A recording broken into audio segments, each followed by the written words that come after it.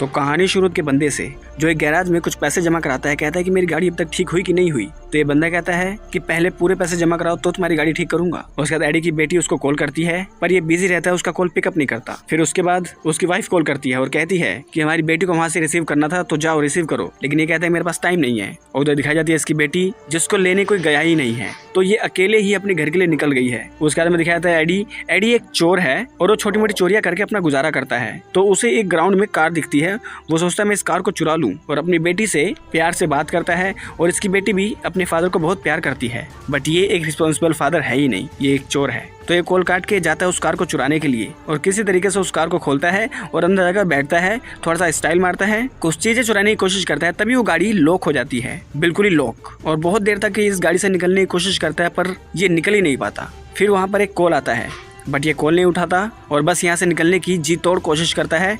वो एक सरिया निकालता है, शीशा तोड़ने की कोशिश करता है, बट शीशा बुलेट प्रूफ है, वो टूटता ही नहीं है। और हमें दिखाया जाता है कि जो बंदा उसे कॉल कर रहा है उसने इस गाड़ी के अंदर बहुत सारे कैमरे लगा रखे हैं, और वो घर बैठे बैठे गाड़ी के अंदर क्या कुछ हो रहा है सब देख रहा है। और वो एडी से बात कर रहा है कि मैं तुमसे सिर्फ बात करना चाहता हूँ, तुम मुझसे बात करो। लेकिन एडी उसे गालियाँ देता है। उसके बाद वो बंदा इसको शॉक देने लगता है गाड़ी के अंदर ही। उसके बाद एडी निकालता है अपनी गन और कहता है कि जल्दी से मुझे बाहर निकालने तो तेरी गाड़ी तोड़ दूंगा। और वो एक गोली शीशे में चलाता है, लेकिन शीशा बुलेट प्रूफ होता है। गोली वहां से टकराकर एडी के पैर में लग जाती है और वो तड़पता है। और बाहर देखता है एक लड़की जो कार की तरफ आती है। ये सोचता है कि मेरी तरफ आ रही है, और वो अपना मेकअप करके सही करके चली जाती है। और ये आवाज मारता रहता है, चिल्लाता रह जाता है, लेकिन बाहर इसकी आवाज नहीं जाती। तो सुबह से शाम हो जाती है और ये सो जाता है। फिर आधी रात को वो उठता है, उसे प्यास लगती है, आसपास कोई पानी भी नहीं होता। उसका अगले दिन आ जाता है और ये बोर हो रहा होता है। और तभी वो बंदा फिर से कॉल करता है और कहता है कि मेरा नाम विलियम है, लेकिन ये उसको गालियां देता है। तो विलियम कहता है कि तुम एक सभ्य इंसान नहीं हो, मैं तुम्हें एक सभ्य इंसान बनाऊंगा। और विलियम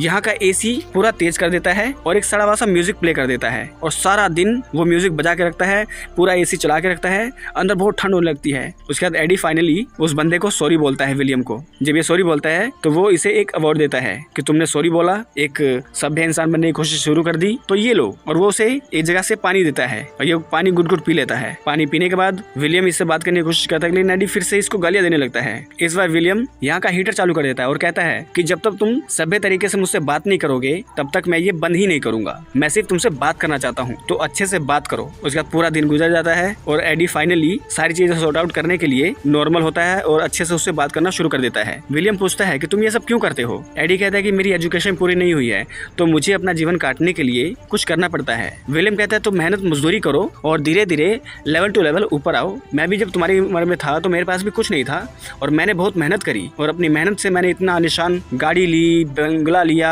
सब कुछ है मेरे पास, लेकिन सब मेरी मेहनत से, मेरे बाप का दिया हुआ कुछ नहीं है मेरे पास। वो ऐसे से कह के एडी को समझाने की कोशिश करता है, लेकिन एडी इसकी बातों को समझता नहीं है। वो इसे गाली दे कहता है कि मुझे बाहर निकाल। उसके विलियम फिर से इसको शौक देता है। फिर एक दिन रहने के बाद एडी फिर से नॉर्मल होकर इससे बात करना शुरू कर देता है। विलियम अपनी बारी से खाना देता है, पानी देता है, और फिर उससे अच्छे से बात करते हुए कहता है कि जो तुम मुझे सिखाना चाहते तो मैं सीख चुका हूँ, मेरा सबक, तो प्लीज अब मुझे घर जाने दो। मैंने तुम्हारी कार चोरी करने की कोशिश की, उसके लिए मुझे माफ कर दो।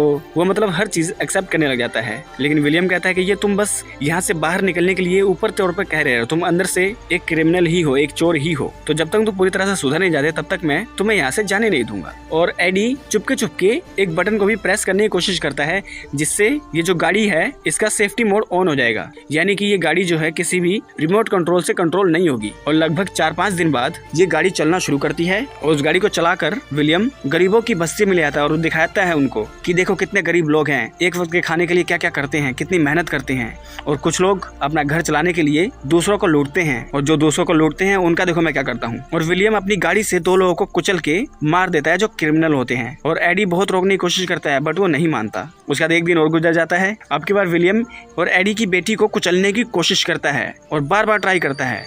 उसका डैडी उठाता है गन और कहता है कि प्लीज मेरी बेटी को मत मारो, अगर तुमने उसे मारा तो मैं अपने आप को मार लूंगा। और वो अपनी गनपट्टी पे गन लगाता है, और जैसे ही इसकी बेटी को चलने वाली होती है ये ट्रिगर दबा देता है, लेकिन बंदूक में गोली नहीं होती।